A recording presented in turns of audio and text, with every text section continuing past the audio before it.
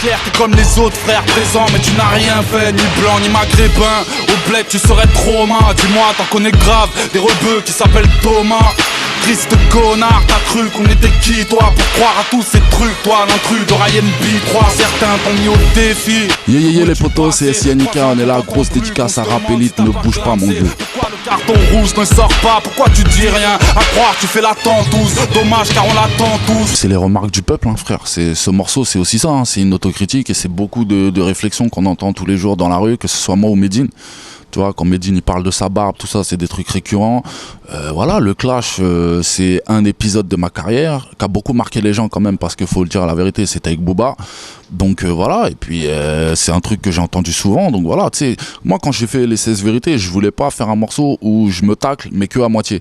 Tu vois ce que je veux dire? Parce que pour moi, c'était bidon. Je me suis dit, soit tu te rentres dedans à fond et le morceau il est correct, soit tu fais un demi-truc et t'as pas trop envie de t'égratiner et au final ça va être nul. Donc j'étais obligé de parler de cette histoire, puisque c'est un truc, regarde, dès que je pose un morceau, frère, t'as autant de gens qui viennent me parler de Booba que c'est comme ça depuis quelques années. C'est maintenant, ça va me suivre, tu vois, ça va me suivre. Et comme lui, je pense que ça doit être la même chose aussi, il doit en avoir marre. Peut-être des gens qui lui disent, ah, cynique, nanana, tu vois, c'est des trucs, ça te suit et tu peux pas l'occulter. Tu vois, oui, une petite phase comme ça, parce que je répondais à une petite phase, tu vois, le rap game c'est ça gros, c'est ça tacle la droite, ça tacle la gauche, on est là, tu me mets une tarte, je t'en mets une, voilà, c'est comme ça, t'as vu, mais au final la réalité c'est quoi? C'est qu'il n'y a rien de méchant gros, c'est-à-dire ça blablate beaucoup, ça fait beaucoup de bruit, et à la minute tu peux le comprendre, mais le résultat des trucs c'est qu'à part des mots et des trucs, en général, il n'y a rien quoi, tu vois. Donc faut que tout ça redescende. Parce qu'en fait j'ai l'impression, tu l'as un peu à travers la gauche de n'avoir pas sorti le carton rouge. Pas du tout. Le seul truc que je me reproche, et là vraiment je suis froid avec vous les mecs, c'est d'avoir dit à la fin du morceau, tant que tu parles on répond. Parce que le seul truc que j'avais pas prévu, c'est qu'il allait faire une réponse bidon. Et là, je me suis retrouvé comme un con. Je me suis dit, putain, on a dit tant qu'il parle, il répond, mais il a fait un morceau, il est naze, ça sert à rien d'y répondre, et c'est là que je me suis retrouvé comme un con. Donc, en vrai, je m'en veux plus à moi-même. Tu vois, juste de cette phrase-là, d'avoir dit ça. Parce que si j'avais pas dit ça, il y avait 2 morceaux, les gens, ils jugeaient les 2 morceaux. Il y avait pas besoin de... Moi, j'ai ouvert la porte à une surenchère, tu vois, et c'est le seul truc que je regrette. C'est le seul truc que je regrette et je peux m'en prendre qu'à moi-même, tu vois, je suis franc, on cherche pas à se cacher derrière des excuses bidons, quoi. Le seul truc où on a merdé, c'est sur ça. Parce qu'en vrai, le morceau, si t'es honnête, tu l'analyses, tu dis, il n'y a même pas besoin d'y répondre, tu vois, moi je suis un clasher, j'ai grandi avec ça, je te dis, j'ai pas besoin d'attendre l'avis du peuple ou...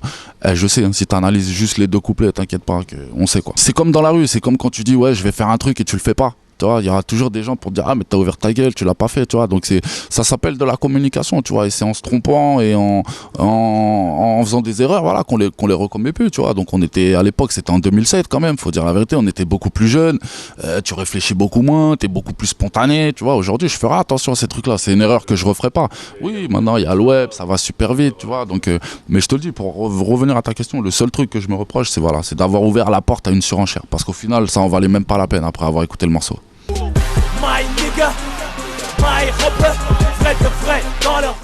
Si je te fais une réponse balourd, je vais te dire c'est pas mes oignons.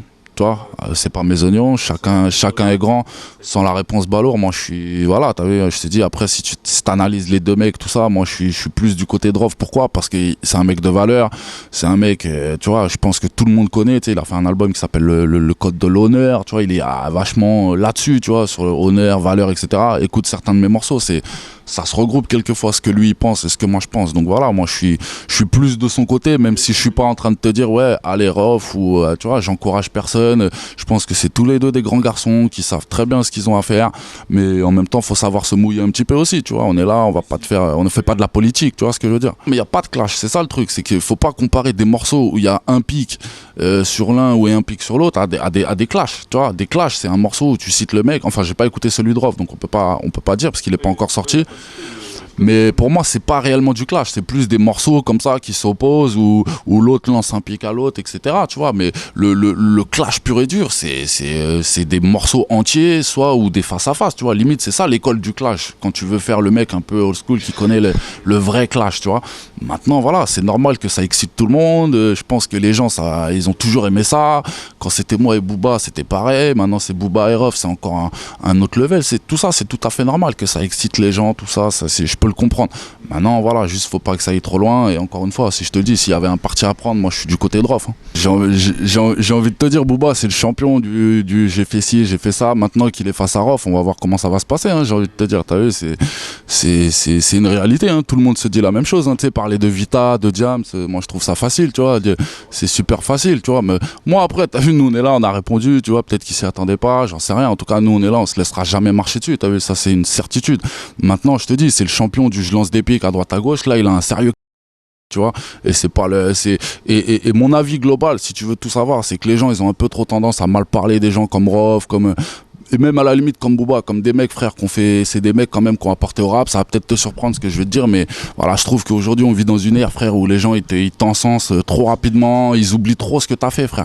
Tu vois, là on parle je vois les gens ils se lâchent un peu sur Rof, tout ça. Moi perso, je te dis, je suis pas d'accord avec cette vibes là, parce que vous oubliez ce que le mec il a fait pour le rap, vous oubliez même qu'il y a même pas 2 ans vous étiez tous là en train de kiffer, tu vois. C'est aujourd'hui le monde il est comme ça, frère, ça va trop vite dans un sens comme dans l'autre, tu vois. On va dire l'explosion d'internet, etc., des réseaux sociaux, et ça a participé à... Bien sûr que ça a participé, parce qu'en vrai c'est quoi internet, c'est donner la parole à n'importe qui, tu vois. Donc et derrière un ordi, caché derrière un pseudo, tu vois, c'est même pas tu donnes la parole à quelqu'un dans un forum où les gens ils te voient en public et quand tu parles au moins on sait quitter. Non, c'est tu as donné internet, c'est la parole ouverte à n'importe qui, à n'importe quel con qui a envie de parler, qui a envie de salir. Mais ça existe tous les jours, ça. Tiens, moi je le sais, moi personnellement, on le subit tous les jours, ces trucs-là. Des gens, parce que je sais pas, peut-être ils sont fans de un tel ou peut-être même fans de Booba, qui sont restés encore sur des histoires qui datent. Les mecs, dès que tu sors un truc, qu'il aime ou qu'il aime pas, il vient, il dit c'est de la merde.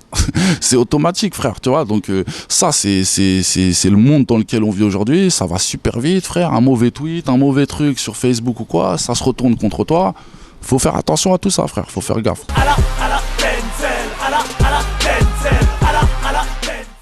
Je viens de te dire, le rap, il a pas besoin de ça pour avoir une mauvaise image. Hein. T'as vu, quand on a fait le même, quand nous on était en clash, tout ça, ça a toujours été comme ça. Après, il y a toujours les à côté, c'est-à-dire qu'il y a les rappeurs et puis il y a les entourages, les trucs. Tu vois, on a tous des potes à nous qui sont des mecs de test, qui sont même des mecs qui sortent du placard, qui n'ont rien à voir dans la musique, qui résonnent comme des mecs du placard, qui se disent attends, lui c'est mon pote, comment ça, il a parlé, viens on y va, viens on fait ça, tu vois. C'est à ce moment-là qu'il faut tempérer un peu les choses, tu vois. Faut tempérer, ça reste que de la musique. C'est clair, ça excite tout le monde, ça fait plaisir à tout le monde, mais bon, tranquille. L'essentiel, c'est faire des albums, des bonnes musiques, des bons albums. Et j'ai envie de te dire, le meilleur, il gagnera. Hein.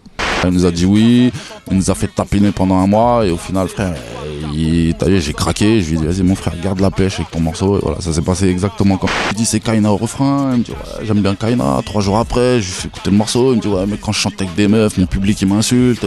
Le CK, aujourd'hui, c'est un nom qui est présent. Nous, ça fait 3 ans, il était déjà sur scène avec nous. Tu vois, quand j'étais sur scène, je disais aux gens, vous allez en entendre parler. Je suis pas en train de te dire que tous les jeunes qui sont arrivés, ils déchirent, etc. Je trouve qu'il y a aussi de la merde. Il n'y a pas de galère. La preuve, c'est que La Fouine, c'est son producteur. Hein, tu vois, je pense que Fababi lui a demandé pour venir sur l'album. Tu vois, s'il y avait une galère, il l'aurait bloqué ou il aurait dit non. Cool selon ses humeurs, papa n'est pas un gangster, t'inquiète, juste un fumeur. Je sais ce que tu vas dire, il en faut pour pondre des couplets. Méfiant et parano, c'est du monde que tu t'es coupé. Les nœuds de la justice, de la drogue, de leurs alliés, balaye devant